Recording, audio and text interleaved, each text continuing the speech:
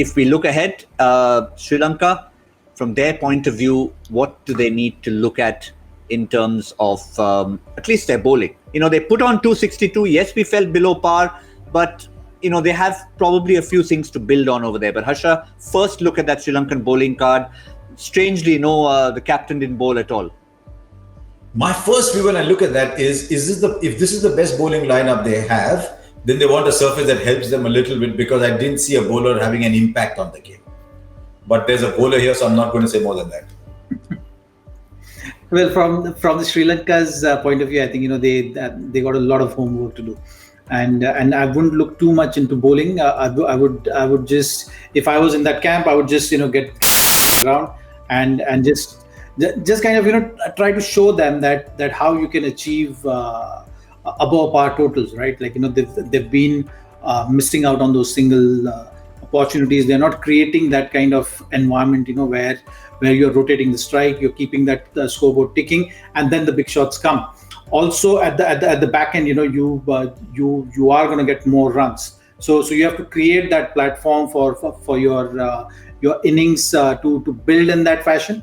They started well. After that, they lost way. If you see, their batters got start, but they didn't really convert those starts into big runs. So that is something which they'll have to dig deep, sort their heads out.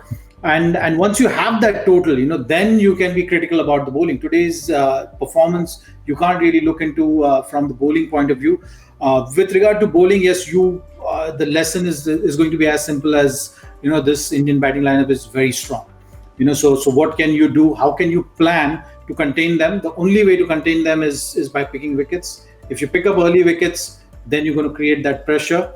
And for that, you need to have clarity in plans. And you got to be thick-skinned to know that some of your good balls are also going to go for boundaries. So how to manage that scenario mentally is going to be the key.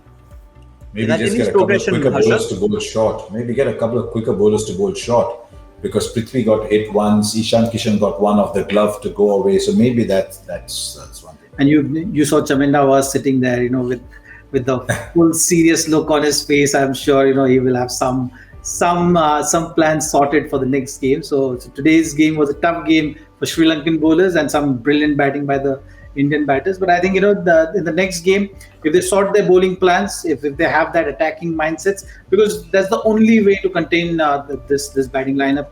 If you take wickets, because now the top order is going to play those shots. So when the batters are playing extra shots, taking extra risk, that's where it presents with the opportunity of wicket. That's what the mindset has to be from the Sri Lankan bowlers. Otherwise, it's going to be a very tough series for them to contain this batting lineup.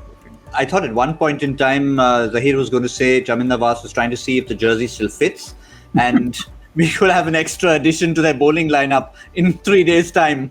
But just one more look at that innings progression, and I think if of all the things Sri Lanka will look at when they look back at this game, they will look at that 1 to 30 all the way. If you divide it into 3 segments, see what India did, see what Sri Lanka did. Not that they collapsed and lost a whole lot of wickets. They just simply got stuck in that middle phase when they should have got, by all accounts on this surface, 300 plus.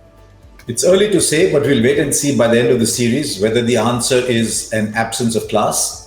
It'll be rude to say it at this stage because it's been just one game. But let's see at the end of it all whether it's just a difference in ability between the two or a difference in freedom experienced by the players when they come out.